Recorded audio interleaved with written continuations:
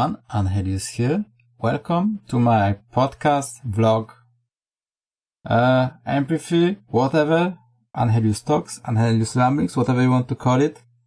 Bonus, it will be available on the SoundCloud as well, so if you want to listen to it on your MP3 player or your mobile phone or whatever, you can just download it from your SoundCloud. The links will be in the description below. And I should probably put some video over it, like some gameplay, but whatever. Let's go to the topic that I have in mind today, which is the incentive to buy the games when they are on sale and not buy them when they're after released. So, if you go to most of the titles, they're about, I'm talking about AA games, or the high quality games, so to say. The games that take a lot of development time and a lot of people to make. So, let's just say, for example, XCOM or Skyrim. Both of those were like 40 to 60 euros or dollars, whatever currency you are using, on the day of the release. And then both of those release DLC. Some of the small ones, some of the big ones, which were priced at the release for about 5 to 20, again, euros or dollars, depends on the size of the expansion. And there, as you know, various sites like Steam, but not only Steam's, any online shop basically, have the price dropped by 75%, and finally you could get a bundle of those games for, well, minus 75% of the bundle as well. My problem is, I know it's a first world problem, but still, if you buy the game at the start or at the first kind of sale for like, well, not first sale, but the final sale minus 75%, it doesn't really go below that. So it costs like, let's say 10, for example, 10 euros, right? And then you get the expansion for another 10 euros, and let's say you just did that, right? So you spent 20 euros, having that you send some save some money. But then you are missing like 2 expansions, let's say, so it's another 10 or 15 euros on sale. But what you can do is buy the whole Game of the Year or complete edition for that 10 euros. And that's not the problem. The problem is that the last expansion that you are missing is also 10 euros, for example. And that's what the problem begins, because you start to think to yourself, I actually waste the money because I try to be kind of supportive, not waiting for the Game of the Year edition, but I got the game and the expansions when they were on sale. But it turns out I made a kind of bad decision. I mean, I've played the game earlier, that's the benefit of it, I suppose. But why do I have to pay the same amount for the game with every expansion and the one that I'm missing, and or just get the separate expansion? That doesn't make a sense to me. Why, that's a bad business practice, because what it's telling to me, I have to wait for another. Like if the Preorder, for example, made another game, or which they make a Fallout 4, they're telling me, wait until we release every DLC, then wait for the 75% off, and then you can buy it, right? Because that's how you get the biggest value. And that's what you want. And all of your game developers that you made strategy and RPG games, especially, or simulation like city building games, right? Which are my favorite kind of games. All you were teaching me for all of these years that I was playing this game is patience, saving, and getting maximum value for minimum effort, right? That's what you do. If you play like StarCraft, you want to be efficient with your spending of the gas and minerals, right? In RPG, yes, you do roleplay, but if you, let's say you are fire mage, right? So you will spend your points into fire talents to get your synergies and, maximize the damage output. It's not wrong to do so. It would be like, for example, wrong to join the companions with the warriors guild, right? In the universe. That wouldn't be role playing, right? But however, min-maxing your talents to get your maximum damage output doesn't go against the rules, does it, right? So, like, you save, and then you spend them most efficiently, right? And if you're doing this in games, you should apply it to real life, like, because that's what makes it, like, most important thing, right? real life is apparently more important than games, right? So if you apply the same rules, you are punishing me, actually, for paying for the game beforehand, right?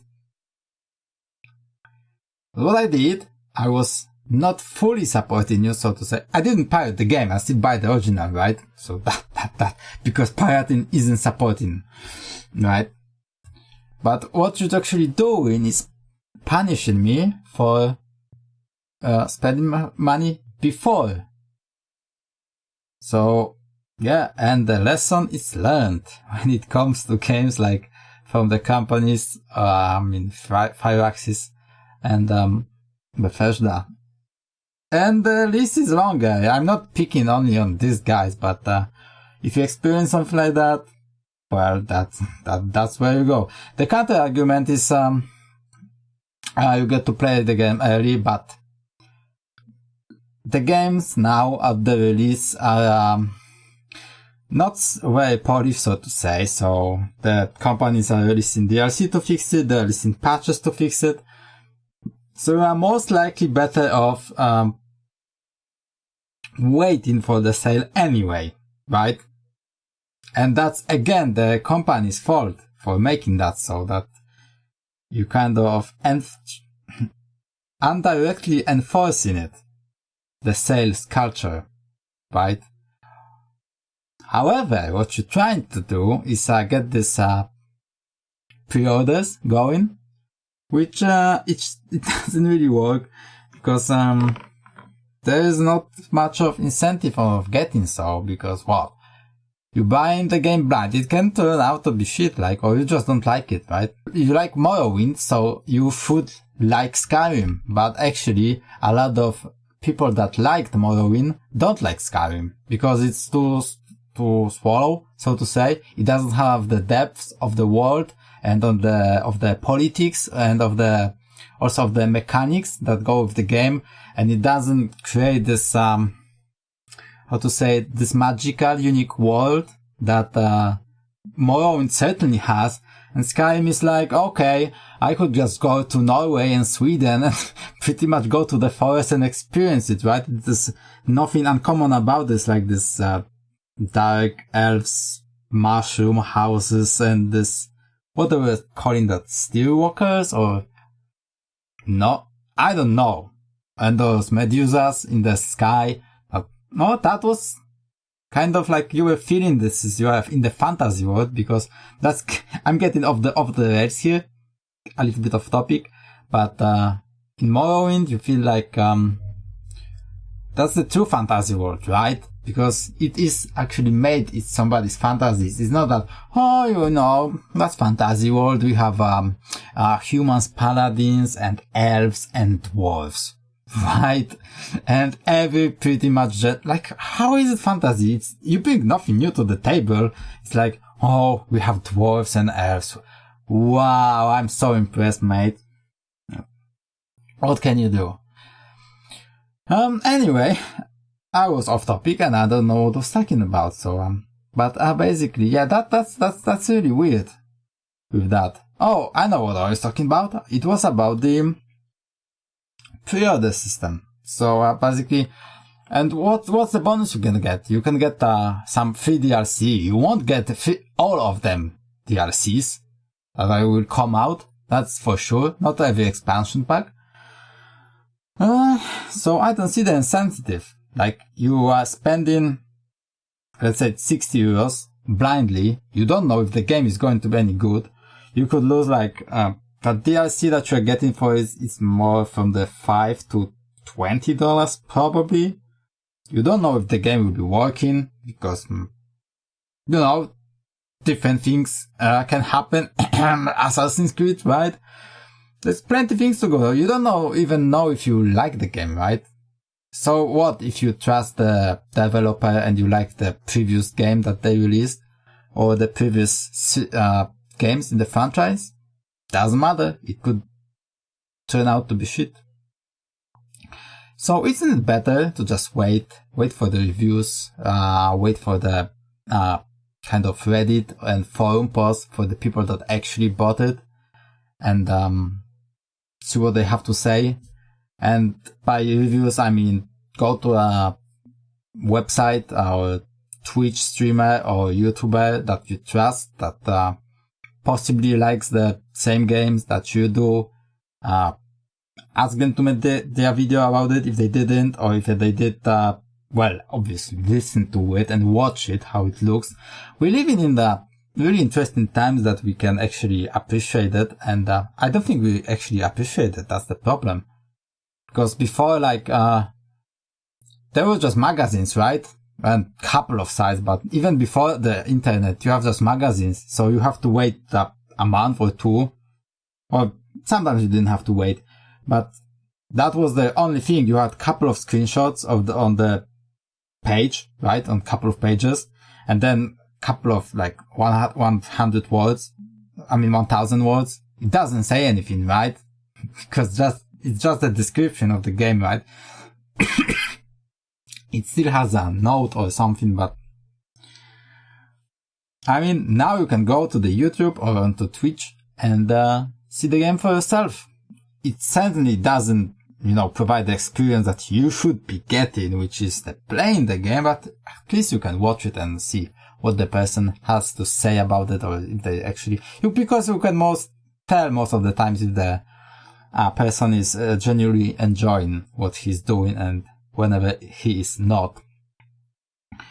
What else? Recently, Steam has announced that you could actually return your game that you bought, and then no questions will be asked unless, you can return it if you don't own it for 2 or more weeks, or if you haven't played 2 or more hours, which is, if you monitor it, kind of be careful of what you're doing with your time, decent amount of time to see if the game works properly on your system, and if you like it or not.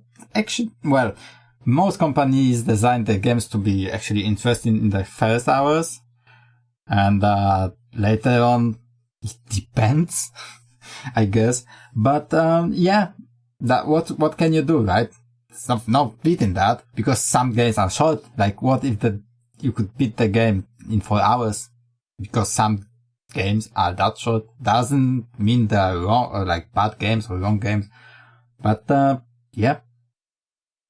so I think it's a good amount of time to get the feeling of the game, and then you can return it, no question asked. So I think that's the step into the right direction, and it's sad that it's coming from the Steam and not from the developers. So because they weren't releasing demos, and you can kind of act as if it is a demo, 2 hours demo. You have to be watching the timer, so to say, but it's still better than nothing, right? So you playtest it, and if you like it, you can buy it. So, and then you'll buy it on the full price, right? Because you actually liked it, and you got it for the $60 at first, right? So that's what companies should do to kind of push the people from the waiting for sale culture.